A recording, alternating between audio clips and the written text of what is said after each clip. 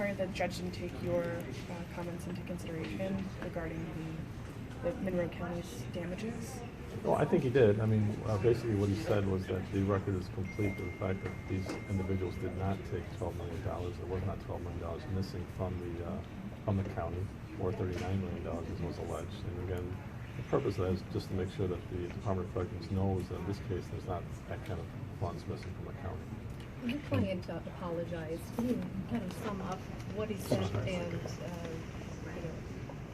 how he's feeling? You know, Dan has accepted full responsibility for what happened here.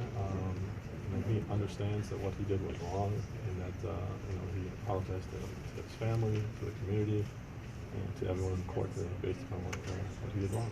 Do you anticipate the county may try to recoup that 12.7 civilly? I doubt it. I don't think so. It's impossible to prove that this kind of money is missing in this case. He had a lot of support in the courtroom today. He had a ton of support. He has a ton of family and friends that were here. His wife, his sister, I think his dad was here. He had a number of friends, lifelong friends that were here with him today who have supported him for the past 3 years when we were dealing with this case. So, Can you speak about your relationship with him? Dan and I have known each other since high school. And I've known him since high school. We've been friends since high school. You look like you're sad as well. I am. Dan's a good friend of mine. We've known each other forever, and I think this has been a long haul. And you've obviously spoken privately with him. Has he shown as much emotion privately as he did in there? Absolutely. Dan is a very sincere guy. When I spoke about his contributions to the community, I know the judge downplayed that a tad by saying that it might have been funds that were illegally gotten, but he did, on his own, contribute hundreds of thousands of dollars of money to both Golisano, to Let's Go to Whole Childhood, and to the Generosity Store. So you can't downplay that. That's what he has given back to this community, and he's a stand-up type of guy. He said he was ready to accept that sentence, Mike. How really prepared is he for something like this? No one's ever prepared to go into custody. You can tell the emotion in his eyes and his wife's eyes and his family's eyes. It's a very tough day for him. Has he indicated what his motive might have been? I mean, that's what people want to know. Why did he do this? Well, I think in my comments, if you listened, there's a idea of whether or not the ends justify the means in this case.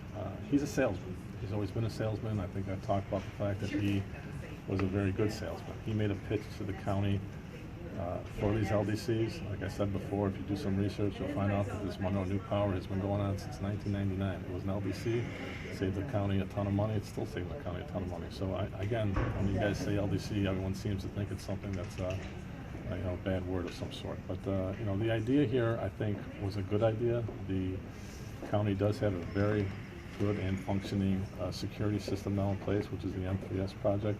They have a brand new facility in which all the combination of fire, police, and ambulance is all in one building. And I think if you ask any police chief in town, they're going to tell you that is something that makes their life a lot easier. Yeah, but they could have gotten that from other contractors. Why did he do this? What did he have to gain? I'm sorry, in terms of why did he suggest this idea? I mean, this idea was put out by him to form this LDC. It's been a number of different people came up with the idea. The county chose to go with his idea, and again, the idea of why we're here is because the allegations that he admitted to here today was that they did it by backdoor methods instead of doing it in an open form, I guess. But he didn't come up with this idea to improve the county. He did it to more or less steal money, I think the court is. Again, what happens at the end of the day? At the end of the day, does the county save money? If you look at the whole idea of the LDCs, you'll see that by these LDCs borrowing money, they were able to borrow money at a cheaper rate than a normal corporation would have been able to do it at. So in essence, they saved the county money in that fashion. And again, we can talk and debate the issue of LDCs forever. And again, the county has chosen to dissolve them, and that's their prerogative. But again, as I told you before, if you do some research, you'll find out that Monroe New Power has been and is still existing as an LDC. Why has that never been dissolved? But some people did get preferential treatment here.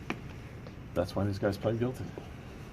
Clearly, I mean, that's what the admissions were, and that's why all 4 individuals pled guilty to something. Do you take issue with that 12.7 number? Absolutely. Because it sounds as if you're saying the county has saved money as a result of this, but AG is saying it's actually costing the county $12.7 million. No, the AG is not saying that. The AG is absolutely saying there's no way in God's green earth they can prove that figure or that millions of dollars are missing in any fashion. Or you would have heard about that today, or you would have found some type of restitution order to that effect. They can't prove it. She stated they can't prove it. The judge also agreed that they can't prove that number. Probation is saying it. Well, no, that they got that number from the county. The county executive's office said that that was a number that they thought they were out because of these contracts. But the Attorney General's office has said, no, it's not fair. That's not what they were able to prove or show in any way.